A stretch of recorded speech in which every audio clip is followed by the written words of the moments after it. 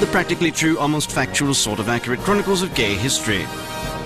Virginia, 1850. Lumberjack Peggy Milford receives the first flannel shirt on record from friend Sarah Whitley. In return, Peggy cuts off the top and sides of her hair to make a wig for Sarah. The mullet and flannel look sweeps the hinterlands and remains chic in certain circles today. Fascinating, isn't it?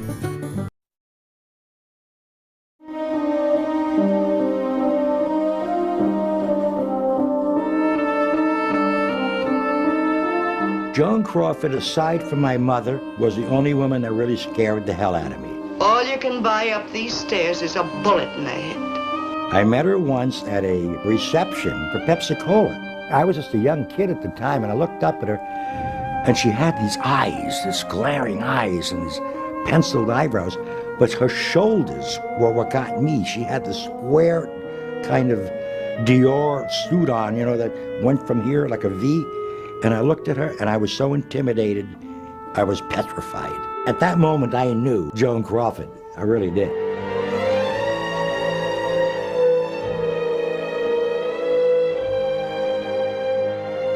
I was a producer at Paramount, and the book came to me manuscript, and I was fascinated by the book.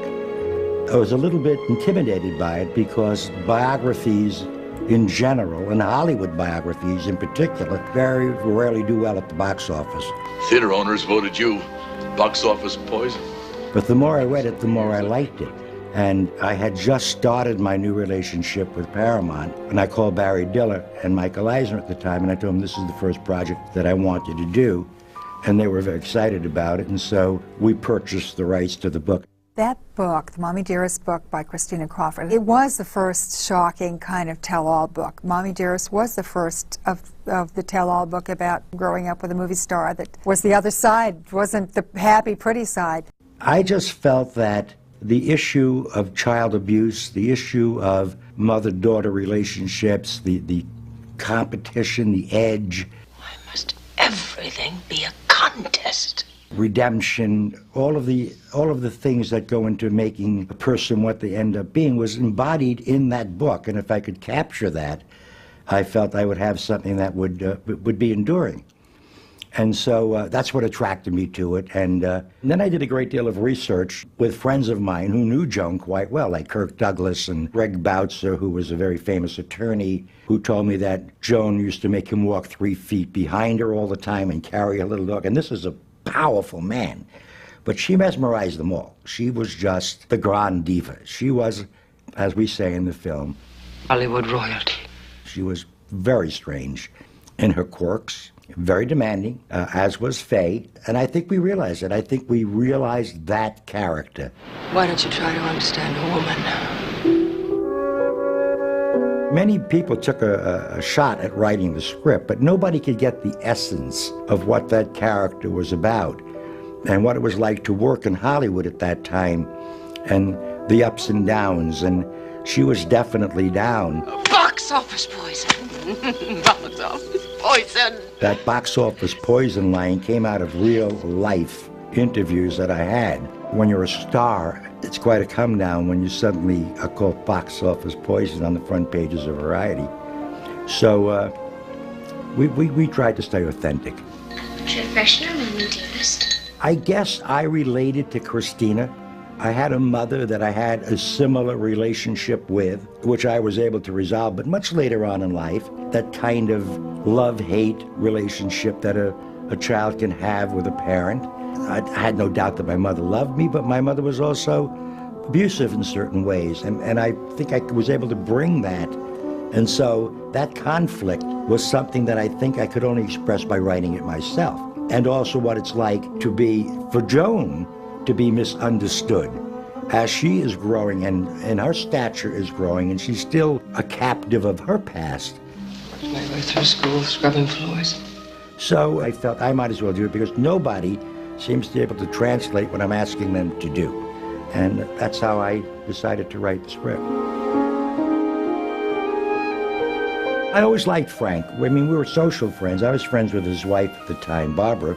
And we started to chat and everything else, and I told him that I was acquiring the rights to Mommie Dearest, and now he went berserk. He couldn't wait to talk about it, and I felt that this was a director I could really collaborate with. He had the sensibility, he understood this conflict that attracted me to the project, and I fought for him. And that's how we got to do it, and the rest is history. By the way, Mayor thinks you'd be wonderful in the picture you wanted. What? What, Greg? My original Joan Crawford was Anne Bancroft. And Anne was very, very interested in playing the role. She had a different take on the character and a different sensitivity. But Anne was capable of being big, too. She was capable of really bursting loose, because she's a consummate actress. And it just didn't work out. I got a call from Terry O'Neill, who was living with Faye Dunaway at the time and was a very famous photographer in London. And he and Faye were very, very, very close. And he said, Frank, Faye would make a great Joan Crawford, and I think she would like to do it. And I said, well, she certainly can do it. There's no question about that. But I was concerned because Faye had somewhat of a reputation of being a perfectionist. If you can't do something right, don't do it at all. And so I was reluctant. I wasn't sure. I went to see her at the time she was doing, I think, a movie of the week on Eva Peron. And I went to visit with her, and she seemed very enthusiastic about the role of Joan. And I said, well, I have to think about it. And she said, well, can we have dinner? I said, well, sure. Why don't you come over to my house, and you'll join us for dinner at my home. So I waited for her. It was a Friday night. Bell rings. I go to open the door, and there is Joan Crawford.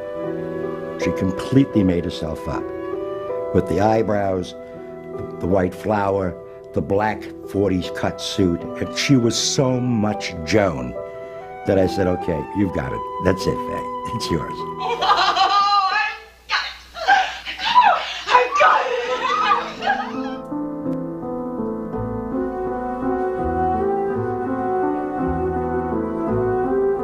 it! Casting a movie is probably the most difficult thing you can do, aside from writing the screenplay, because everyone has their own visions of that character. The director does, the producer does, the author does. But there are great casting directors in California. And, you know, they bring in people, and we weren't looking for names. We felt that with Faye, we had enough of a headliner that we could go for really solid supporting actresses and actors to fill in the rest of the film.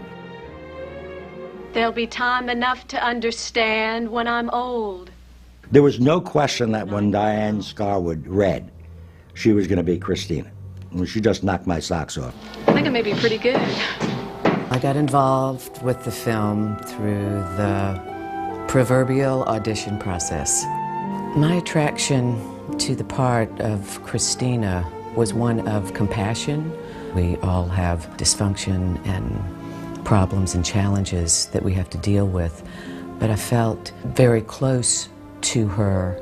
I love you, Mommie Dearest. My reaction to the book, I think, was one of deep sadness. It's a very provocative, endearing story, and I felt that if I had the opportunity to be a part of something that would not only entertain people, would also serve as a teaching tool to open some doors. Why did you adopt me? I was also very glad that someone had taken the time and the opportunity to open some doors, which I think Christina definitely did, to expose skeletons. Maybe I did it for a little extra publicity. Okay, Christina. Oh, a little more, Christina. Okay. The little girl we cast after we casted the older Christina, because we had to get somebody that would have a similar look. And she had the poutiness, and she had the spirit and the spark that I felt the character needed as a kid. She wants everything to be perfect. This time, it's even more important. And anything I do, there's room for Tanya. Because she's a generous actress, and she helps. A generous actress is somebody that will always go underneath, always allow somebody else to take center stage. But without this person, you will disappear at center stage. And she has that ability. She's a remarkable woman. Actually, I met Joan Crawford once. I was doing photo doubling for Mia Farrow in Rosemary's Baby. And There was a scene we filmed at this Sullivan Theater where the Fantastics was showing. It's cut out of the movie. But in the movie, Joan Crawford and Van Johnson were playing themselves in the lobby of the theater, and Joan Crawford walks up to me and introduces herself. She says, "Hi, my name is Joan Crawford." And I about went, wow! I had seen a lot of Joan Crawford movies, of course. I was a huge fan. So doing a movie about her life was like stepping back in time for me, like stepping back into the 40s. Joan, listen to them. They're so happy for you. When I went to interview with Frank Perry, when he talked about a lot of things and what it'd be like to, you know, work for Joan Crawford and like work for celebrity, live in that era, that time. And that's what we did for an hour, and I left thinking, oh, it would be wonderful to work with this man. Then about a week later, I got this horrible, horrible flu that was going on, just the most terrible flu I've ever had in my life. I was just out of it. And the phone rings, and it's Frank Perry on the phone. I can barely talk. Well, love you, want you to do the part. Great, fabulous, just, you know. And you're flying out New Year's Eve to California. It was like, I thought to myself, I'm going to make it. I don't care. I have to get better. I have to get better fast so I can make it on this New Year's Eve flight. And that's when I flew out to Los Angeles to do this movie.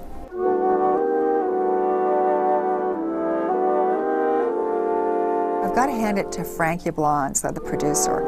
He was a Class A act. He put money into the week of preparation for the makeup, the hair, the costumes. He really allowed it to happen in the sense that he wanted it to look good. He wanted it to look fabulous. Of course, he knew, Frank Yablans knew everybody's name. He said hello to everybody. He was like the producers in that era. One thing that I always insist on in any film that I make is authenticity. And I promised Faye, who's absolutely insane when it comes to detail, we would not have any synthetics. We would build the furniture. We would have everything done exactly the way it was done if we were shooting this in 1940. And that's how you make a movie, because if an actor feels that ambiance, if an actor's wearing the right clothes and has the right set decorations, they become that person. Suddenly it enables them, it enhances their opportunity to perform. And any movie I do has got to be authentic, because there are too many imitations in life as it is. Thank you, Connie. Joe. All the indoor sets were on the Paramount lots. Just going into those sets and watching her walk down the staircase or up the staircase, that magnificent set that was her house, it was a transforming. You just got transformed. You were put back into a different time. We had some wonderful people working on the film. The costumer was Joan's costumer at one point. I had Joan's original hairdresser. The costumes were beautiful. Irene Sharaff came out of retirement to do these wonderful, wonderful costumes. And she was there, hands-on. She knew that whole era. She understood the whole look of that era. So everything looked just magnificent. My God, Caroline. She's still picking out my clothes for me. Yes, I was impressed with the sets and the wardrobe. I was 24 at the time, and quite excited about the journey that I was going to have to undertake for myself, too, as an individual and as an artist. She's doing quite well, don't you think? She's improving.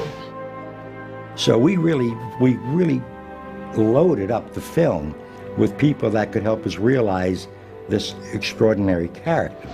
We're ready for you, Miss Crawford.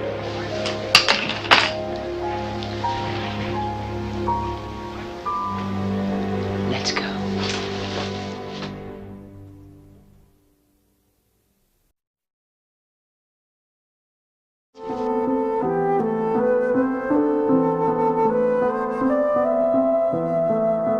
You're a great star. You're Hollywood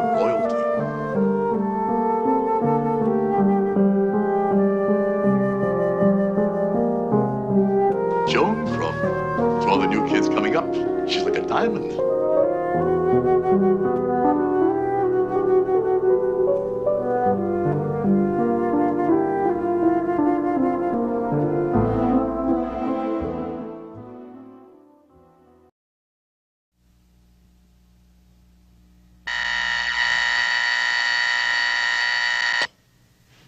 The opening of the film, Frank and I collaborated on very closely, of her waking up in the morning and not having the reveal until you're fairly into the film, and then she turns around and there's Joan, I think is brilliant.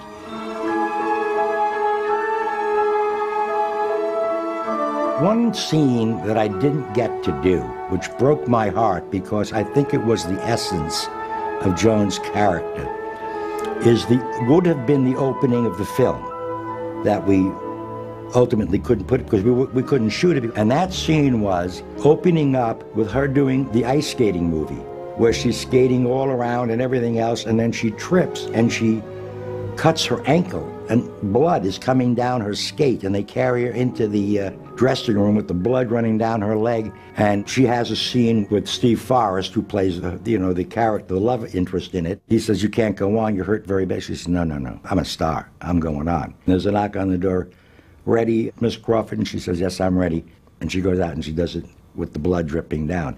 So we get a real insight into her character. That nothing is going to stop this woman, not even blood running down her leg. But we couldn't shoot it. Excuse me.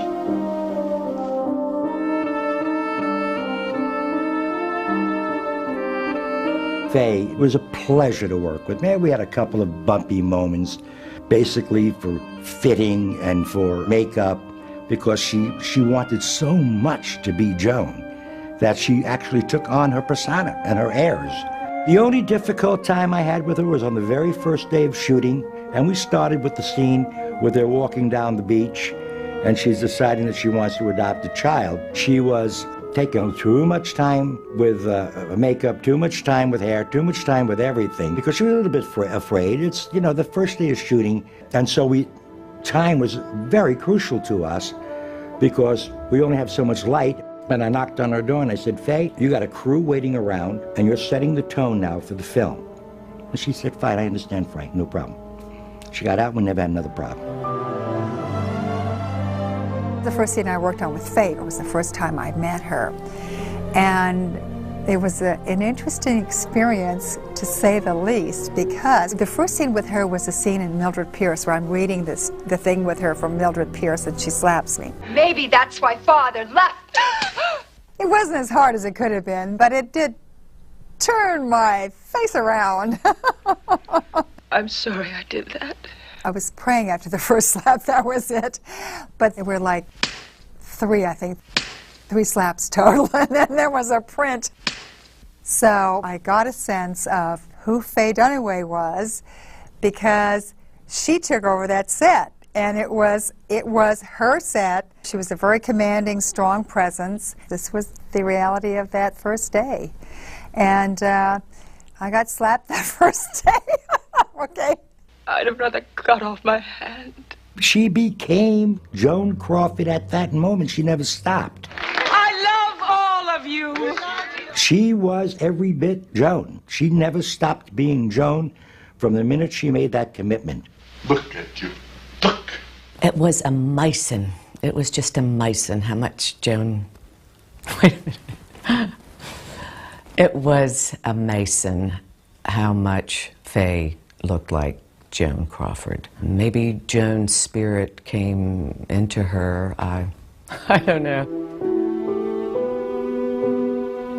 Working with Faye was very interesting because we didn't have a great deal of communication, and I don't know whether that was just because of Faye and how she worked as an actor, as a film actor, because I've since learned that you don't have that opportunity. That's another reason why I do so much homework, because I don't rely on anybody else. And I think one of the reasons that made the scenes that I had with Faye that much more compelling, because Diana, was also trying to talk to Faye, and just observing her and seeing how she was on the set and how she affected people. Lan! I found out from talking to Christina that my character, Carol Ann, was based on 2 or 3 people that worked over a period of 20 years for Joan, 20 plus years. And they sort of combined her into one character, which I thought was smart because it gave a continuity to it. And one of the scenes that was cut out kind of gives you an idea of where Carol Ann comes from. Is a scene that they actually shot in front of the old MGM executive office building. Joan Crawford is coming out with her limo from the studio, and we're there with her autograph books and everything. And Joan Crawford stops and rolls down her limo window and she says, "Carol Ann, are you here again?" And then she looks and she says, "How would you like to work for me?" And I say, "Oh, Miss Crawford, this is a dream come true." And she opens up the car door. She said, "Get in." And I get in, and I'm just, I mean, this is like my life. Working for Joan Crawford was the only thing she wanted in her life, and that's what she got. Darling, guess what? Oh, yes. It was thrilling. Mara Hobel was a fascinating little girl. She was 9 years old at the time and actually had dark hair. But when they bleached her hair out, it was really uncanny. And to this day, when people come up to me and talk about Mommie Dearest, they think that that was actually me that played the younger role also. Yeah, I was there for a very long time. I'd rather you go bald to school than looking like a tramp! Some people say, well, maybe it turned out to be more of a caricature than a character. But when you're dealing with something that's bigger than life, you have to present it bigger than life. And so we did, and I'm very proud of where we went with it. There were a couple of times I guess we could have toned her down a little bit, particularly when she attacks the rose bushes, which is considered one of the rare moments on film. I've got to say that I think she was really wonderful in the movie. Everyone already knows. Box office poison. There were moments when it is over the top, and she chose to go over the top. Box office poison! I take a little bit of blame because I should have asked Frank to pull her back a little bit on that scene. But, you know, you're watching this thing and you're watching her go and you're watching where she's going with it. And I got swept up in the moment, I mean, of this absolute rage, you know, Hollywood royalty. This woman has just been given a death sentence in Hollywood. And so she has all this rage in her, and it probably went over the top. Tina! Maybe in another lifetime I'll bring it down a little bit. Bring me the axe! The Bring Me the Axe scene was done on a stage in Paramount. It was interesting because the trees were harder to chop down than they look, you know. And Faye really got into it. She was very physical in that scene, which is exactly what she had to do. But the insert of the axe really finally toppling the tree, that was Frank Perry cutting down the tree, because you needed that muscle behind it to make that tree topple.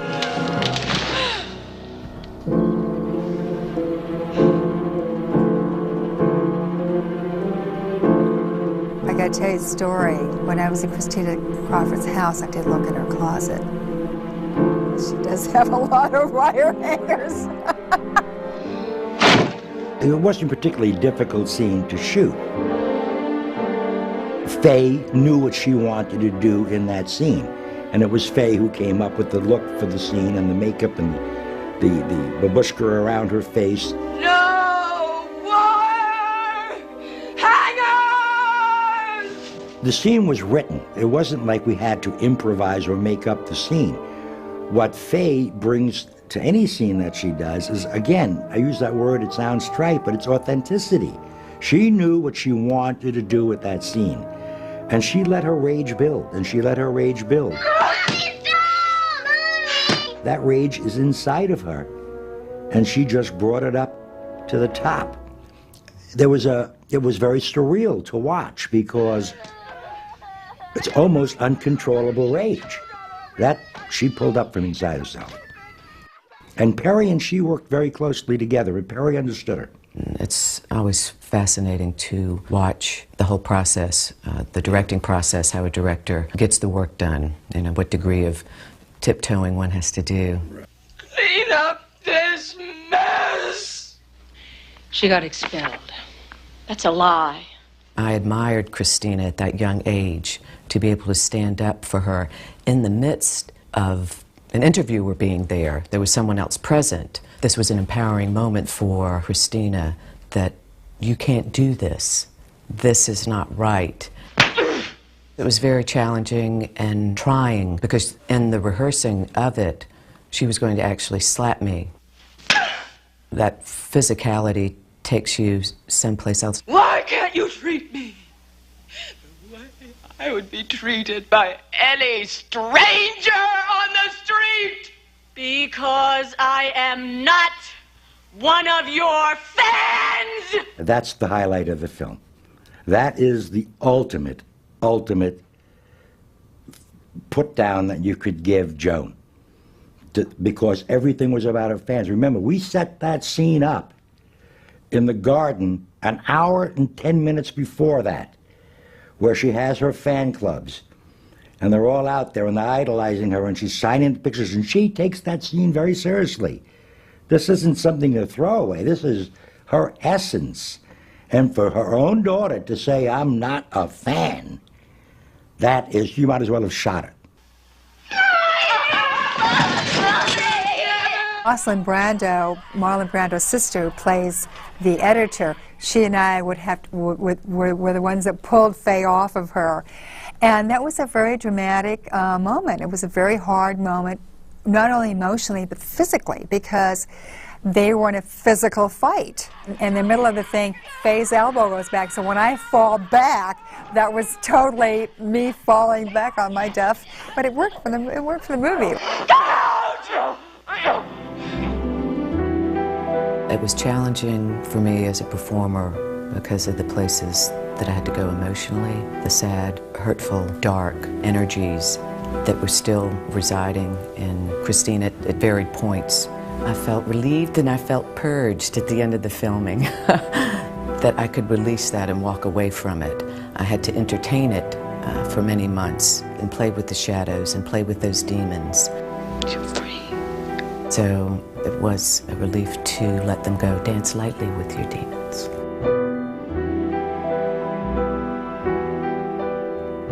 I loved working on this movie. It was a real Hollywood movie experience. Every film I made had great memories. What a wonderful life to get paid to suspend reality for 12 weeks or 14 weeks for doing something that you would die to do for nothing. It's just a great life.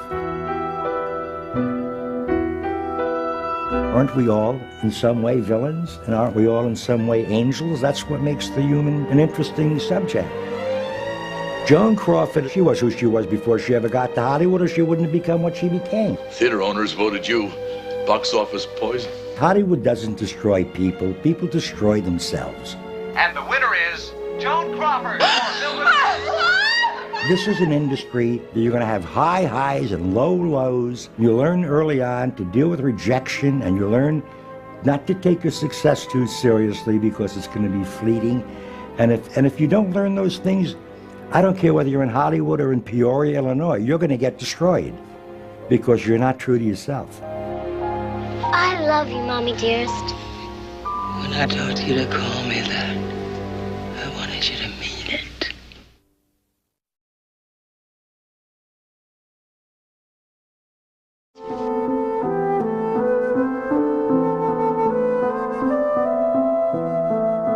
You're a great star. You're Hollywood royalty.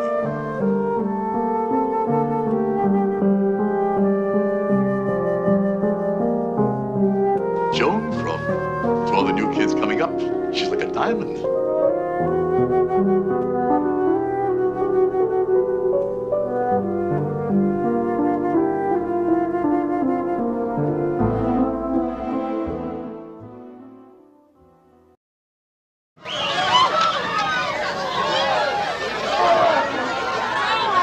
I saw the film on Broadway at the Lowe's Theater opening night on a Friday night, and it was mayhem. People were talking to the screen, and I didn't care about the critics. I knew we had a hit.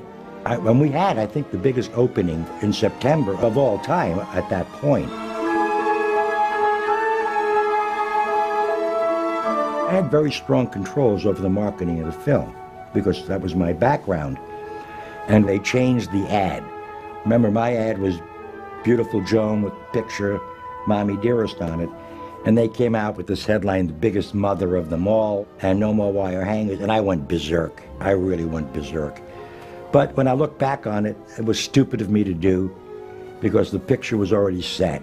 But, you know, when you make a movie, you become so much a part of it that if anybody tampers with your kid, it's like your teacher, you know, tampering with your kid.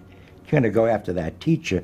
Well, I was a little bit overboard to the studio. Actually, I don't remember the first time that I saw it, but I was very impressed. I thought Faye Dunaway did a marvelous job with it. And I know Joan Crawford was quoted as saying that the only actress that she could ever see playing her in the future, if anyone ever played her, would be Faye Dunaway. And I think Faye was very impressed, you know, that she had said that about her, and this opportunity came her way, and she wanted to do her the best justice that she could. The picture is a hit. Shh. I saw it with a real live paying audience. It was a full house, and they loved the movie. It wasn't that they didn't love, they loved the movie. Joan, listen to them. They're so happy for you. It's not a critic's movie.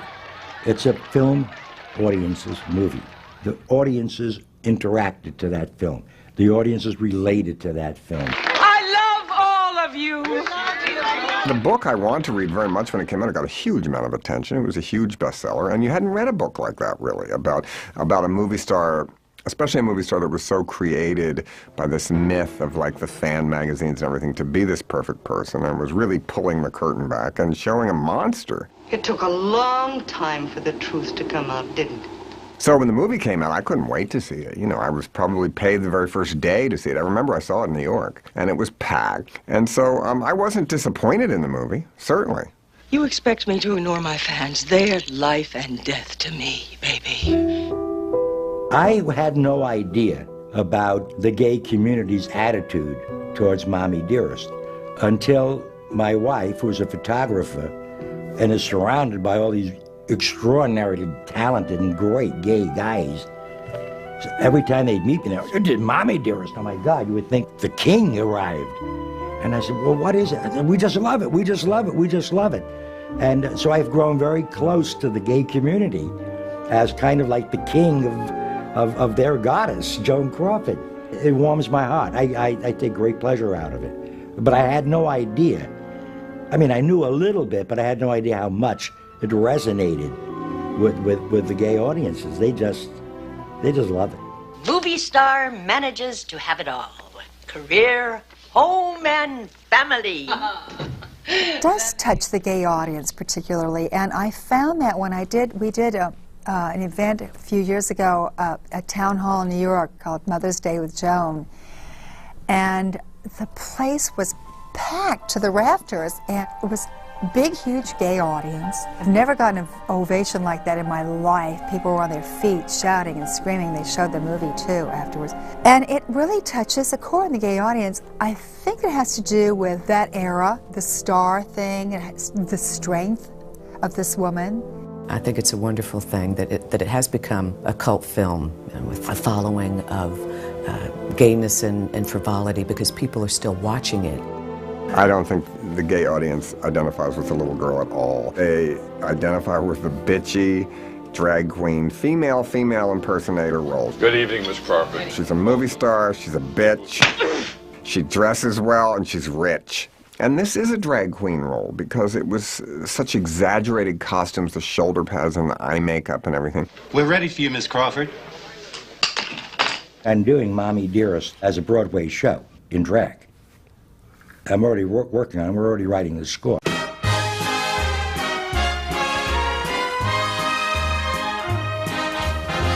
There's John Epperson, which is my real name. And then there's this character, Lipsinka, that I created. If you've ever seen an old black and white movie, you know that the skin tone on the actresses was very even. So I want that red to disappear.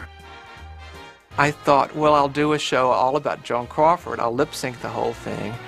And so the show is billed as John Epperson, as Lipsinka, as Joan Crawford. So there's now 3 layers of identity there, if that doesn't complicate matters enough. We put on red pencil, then we put on red lipstick, and now we put on red powder. When I created the character of Lipsinka, I wasn't specifically thinking of Joan Crawford. I was actually more influenced by Lucille Ball and Carol Burnett and a woman named Dolores Gray. But there was that Joan Crawford fascination lurking in the background. And at some point, I became fascinated by specifically Bette Davis and Joan Crawford. Now I look back and I wonder, why was I so drawn to Joan Crawford and to older female Hollywood stars in general? And I think it has a lot to do with being a gay man, because something about them made them seem different than from the rest of the world, and I felt different from the rest of the world being a little gay boy.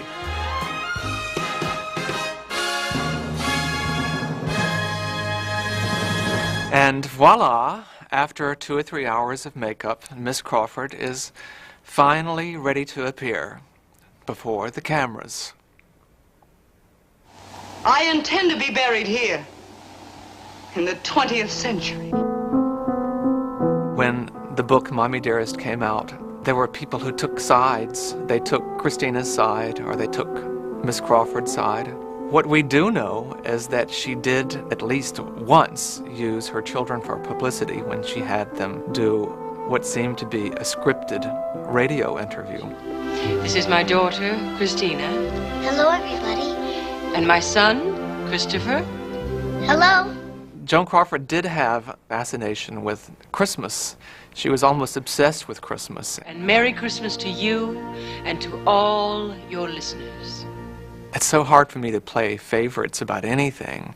I'm not sure I have an absolute favorite scene. Well, I think my favorite shot is the one in the shower where she stands there and the water hits her hairdo and it melts in front of her and she doesn't react, which is so she's beyond the forces of nature, is a great shot. And I had forgotten that shot. Well, let me think for a moment. Obviously, the wire hanger thing is the most famous in it. What's wire hangers doing in this closet? Apparently, Joan Crawford's mother, I believe, had worked at a dry cleaner's, and that was a low point in their life, and so the idea of a wire hanger in her home when she knew she could afford better was very disturbing to her. But ultimately what I take away from that scene is Faye Dunaway's decision to play it almost like kabuki theater. She has white cold cream smeared across her face, very white, like a geisha girl, but she also at one point assumes the squatting stance of a sumo wrestler. It's just another quirky choice she made that makes the movie so compelling. Wake up, wake up. Come on, children.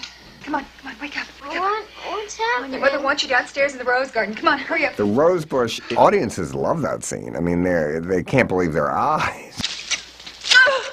I don't want that scene cut out. I'm thankful for that scene. Tina! Bring me the axe! In this movie, it's so good and flawed that it's perfect. Don't fuck with me, fellas! Who hasn't felt like saying that? And, you know, at meetings with studio executives and with people that have power over you, and suddenly you have new power. And I like that scene. Don't fuck with me, fellas! No one said fuck in the movies, and that was pretty early to say that. So the shock value of especially Joan Crawford saying it, or Faye Dunaway at the time, was pretty strong. This ain't my first time at the rodeo. You forget the press I delivered to Pepsi was my power. You wanted to be worse, actually. It was just their faces. It was just what a great thing it is to say to people that aren't expecting. Especially it was a woman. It was a strong woman. It was a feminist statement. My favorite scene, it's the big confrontation scene. In spite of the fact that it's slightly campy, when Joan Crawford jumps on top of Christina and you see Christina's panties, it's the most intense scene in the movie. And I also like that scene because it's all about women. There's 4 women in that scene, and they're all freaking out for one reason or another. And there's a wonderful moment where Faye Dunaway, practically flips over herself, you know, they're trying to pull her off of Christina, and she does this incredible flip onto her knees. I wonder if she had knee pads on, because it looks like it hurts. A woman known throughout the world not only as an Academy Award-winning actress. Faye Dunaway is just a remarkably deep actress, a great actress, and man, she latched onto that part like nobody's business. It's a brilliant performance, it's operatic, it's almost experimental. No one's done it before, and no one can or will do it since. I'm not acting. I love Faye Dunaway. I still do like her in movies. I think she is a great actress, and I think she's good in Mommie Dearest. No, it's not good. And I know she doesn't want to talk about that movie or anything. And I think she should lighten up about it because she's great in it. I know. She becomes Joan Crawford. She channels her in it. When I see a picture of Faye Dunaway now, I think it is Joan Crawford. And I think that Joan Crawford, that isn't her. Who is that woman? I mean, because they almost became, in my mind, mixed up. I don't know why Faye doesn't want to speak of the film. I can only speculate because of the way the movie was received, or it became a camp film with a cult following, the over-the-top scenes. I thought she did a wonderful job. We're gonna clean this floor. You and me together. Go. I've never really sat down to talk to Faye. I'm a huge fan of Faye. I haven't talked about the film. I've heard reports that she kind of disowns this film. I'd like to believe in her heart she loves this movie and she loves the experience, because we all had a good time making it. This was a really happy set. But I think she was hurt by the critics. I think that she needed their support and she wanted their support, and I think every actor or actress does. So I think that hurt her badly, and I think some of the choices she made, I think she would like to have remade some of those choices. This floor is not clean! Look at it! She put her own stamp on it, and she really was wonderful in the movie. And I think one of the things that she shouldn't regret is this movie. They just announced your mother is going to stand in for you until you're well. I herald the filmmakers, and I herald Faye, and I herald the gay world for keeping it alive, because these things are important, and lest we forget. Don't be a stranger. Why was it important for you to be here to talk about this movie? And don't cry. I know you brought your handkerchief. And I did bring my handkerchief, and I haven't used my handkerchief. One of the things I try to do with my stage show, and one of the reasons I wanted to be here today, is that a lot of drag performers, when they impersonate Joan Crawford, try to do an extreme caricature who's, always wielding an axe or a wire hanger. I think she was a lot more interesting than that. I think she was a lot more complicated than that. There is always this tension that exists between parent and child, and everything isn't black and white, and I think Frank Perry did a very good job covering the gray area. I love you, Mommie Dearest. I love you, Tina, darling. This movie certainly didn't hurt Joan Crawford's image to me, but my values are a little twisted. No, it almost made me stick up for her in a way. I'm not ashamed of how I got what I have. You always take a little bit of artistic license anytime you're doing a biographical film. But I think we captured the authenticity of Joan. You're racist, Jody. On your mark. Get set. This movie has an afterlife that I don't think anybody expected. I can't tell you how many people in restaurants, they know my lines. They know my lines and remember them better than I do. Sorry it has to be like this. For you, for her. I was in Walgreens a few months back, and I sensed this lady a little ways down the aisle, and she said, "You're that girl, aren't you, that was in Mommie Dearest?" And I said, "Yes, ma'am." And she had tears in her eyes. And then I started filling up, talking about it now, and we just hugged each other. It was a very powerful film that did great things for people. She always loved you. I need to believe that. I think if you like movie stars and if you like monster movies, then you can really have a good time with this, because it's a little bit of a horror movie too, and it's like an opera almost. Mommy! It's so over the top in a way that really did happen, though. It may be an over-the-top story, but you feel as if her life was over the top. It wasn't exaggerating it, except for the Rose Garden.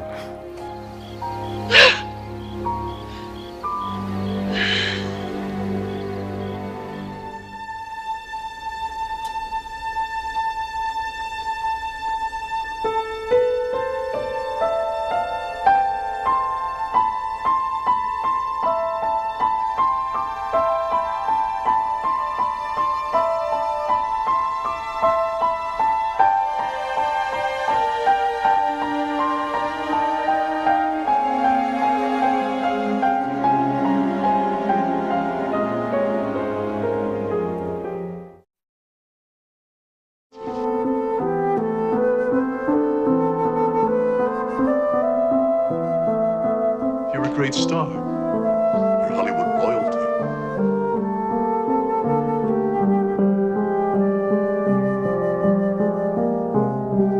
Joan Crawford. To all the new kids coming up, she's like a diamond.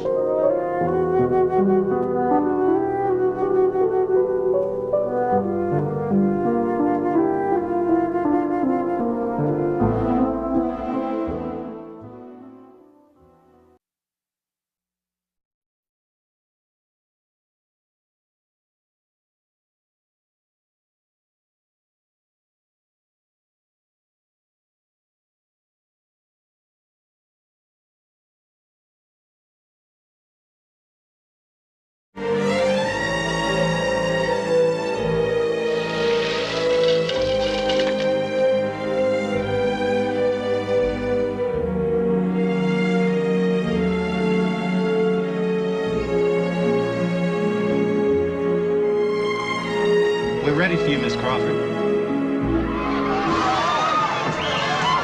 To a truly great lady, Miss Joan Crawford. You know what's missing in my life? Come on, you've got everything you want. No, I don't. I want a baby. Out of the question. Don't you dare judge me. We have a moral and legal responsibility. And what you're really doing is denying one of your children the opportunity to live a wonderful and advantaged life. You're a lucky little girl.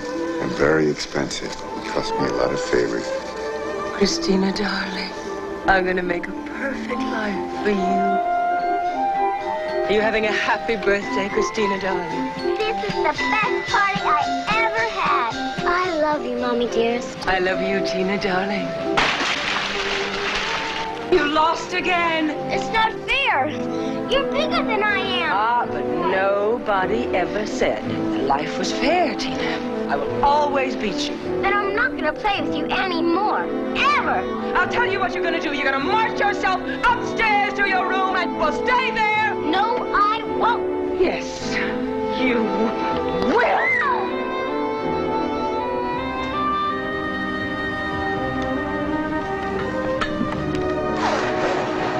Sorry, Mommy Dearest. You are not getting up from this table until you have finished that meat. Have I ever lied to you in your whole career? Or given you one piece of bad advice? Your treatment of me has been divine. Good. I want you to leave Metro.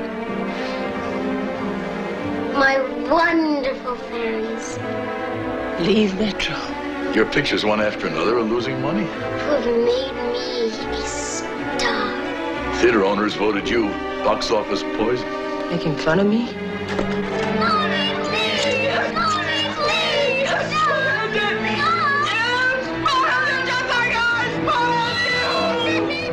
Mayor should know the price I pay. Truth is, you're getting old.